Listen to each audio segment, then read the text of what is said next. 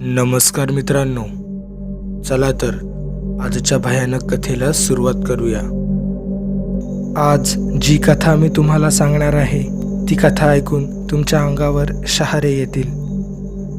राजीव देशमुख हा नुकताच एका साखर कारखान्यात मॅनेजर या पदावर रुजू झाला होता। त्याला राहण्यासाठी नवीन घर मिळालं होतं। तो त्याच्या पूर्ण परिवारासोबत त्या नवीन घरी राहण्यासाठी जातो। राजीवच्या परिवारात राजीवचे आई बाबा, त्याची पत्नी आणि त्याचा छोटा मुलगा अथर्व हा 10 वर्षांचा होता। राजीवचं घर हे इमारतीत 4थ्या मजल्यावर होतं। संध्याकाळचे 8 वाजले होते। राजीव आणि त्याच्या परिवाराचं जेवण सुरू होतं। नवीन घरामध्ये त्यांचं ते पहिलं जेवण होतं। ते सर्व खूप खुश होते। अथर्वचं एका नवीन शाळेत ॲडमिशन घेतलं होतं। दुसऱ्या दिवसापासून त्याला शाळेत जायचं होतं। नवीन घरी येताना त्यांची खूप धावपळ झाली होती आणि ते खूप थकले होते। त्यामुळे रात्रीचे जेवण आटपून सर्वजण लवकरच झोपी गेले। दुसऱ्या दिवशी राजीव सकाळी 7 वाजता कामावर निघून जातो। अथर्वचे आजोबा अथर्वला घेऊन शाळेत सोडण्यासाठी जातात। घरामध्ये अथर्वची आजी आणि आई ह्या दोघीच जणी होत्या। नवीन घर असल्यामुळे त्या दोघी मिळून घरामध्ये आवरासावर करत होत्या। तेवढ्यात दरवाजाची बेल वाजते। अथर्वची आई दरवाजा उघडते तर तिच्यासमोर एक बाई उभी असते।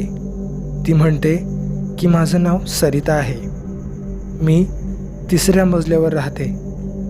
तुम्ही इथे नवीन राहायला आला आहात का, असा प्रश्न ती अथर्वच्या आईला विचारते।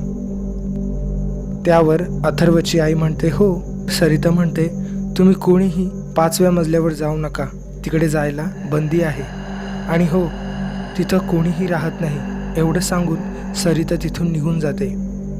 हे ऐकून अथर्वची आई जरा टेन्शनमध्ये येते। ती सरिताच्या बोलण्यावर विचार करत असते। अथर्वची आई घडलेला सर्व प्रकार सगळ्यांना सांगते।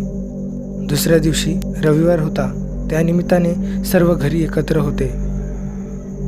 अथर्व हा खेळायला जायला निघतो। तो खूप खोडकर असतो। त्याची आई त्याला परत एकदा सांगते की आपल्या वरच्या मजल्यावर आणि टेरेसवर तू जाऊ नकोस।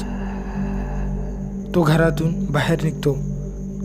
तो विचार करत असतो की आई आपल्याला परत परत का सांगत होती की 5व्या मजल्यावर जाऊ नकोस आणि टेरेसवरही जाऊ नकोस। तो खूप हट्टी असतो। तो वरच्या मजल्यावर असं काय आहे की ते बघण्यापासून मला आई मनाई करत आहे। तो गुपचूप 5व्या मजल्यावर जातो। त्याला तिथल्या एका घरासमोर एक बॉल पडलेला दिसतो। अथर्व तो बॉल घेतो आणि घरी येतो। रात्रीचे 11 वाजले होते। सर्व झोपले होते। घरामध्ये खूप शांतता होती। अचानक एका लहान मुलाचा रडण्याचा आवाज यायला लागतो। आवाज कुठून येतोय म्हणून आवाजाचा पाठलाग करत राजीव घरातून बाहेर येतो, तर त्याला समजतं की वरच्या म्हणजे 5व्या मजल्यावरून तो आवाज येत आहे। राजीव ते बघण्यासाठी वरच्या मजल्यावर जायला निघतो, पण राजीवची पत्नी त्याला जाऊ देत नाही। रात्रीचे 2 वाजले होते। खूप रात्र झाली होती, पण त्या रात्री मात्र त्यांना काही झोप लागली नव्हती।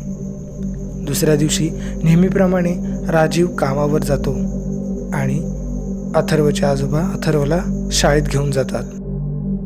अथर्वची आई सरिता यांच्या घरी जाते।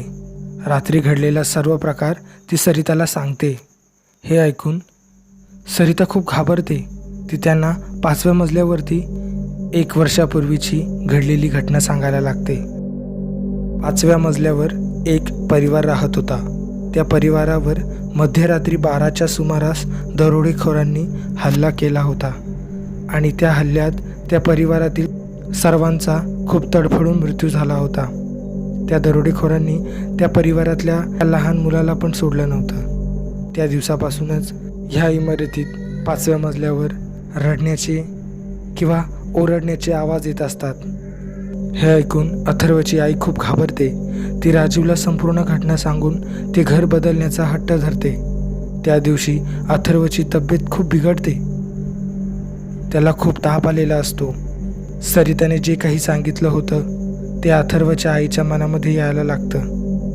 ती खूप घाबरलेली असते. तिला खूप भीती वाटत असते. ती अथर्वला विचारते की तू वरच्या मजल्यावर गेला होतास का? त्यावर अथर्व म्हणतो, हो, मी तिकडे गेलो होतो. हे ऐकून अथर्वची आई खूप घाबरते. रात्रीचे 2 वाजले होते. सर्वजण झोपले होते. अथर्वच्या रूममधून लहान मुलाचा रडण्याचा आवाज येऊ लागला. सगळे ते बघण्यासाठी जातात. रूममध्ये बघतात तर अथर्व रूममध्ये नसतो. ते सर्वजण घाबरतात. अथर्वला शोधायला लागतात. शोधता शोधता ते 5व्या मजल्यावर जातात.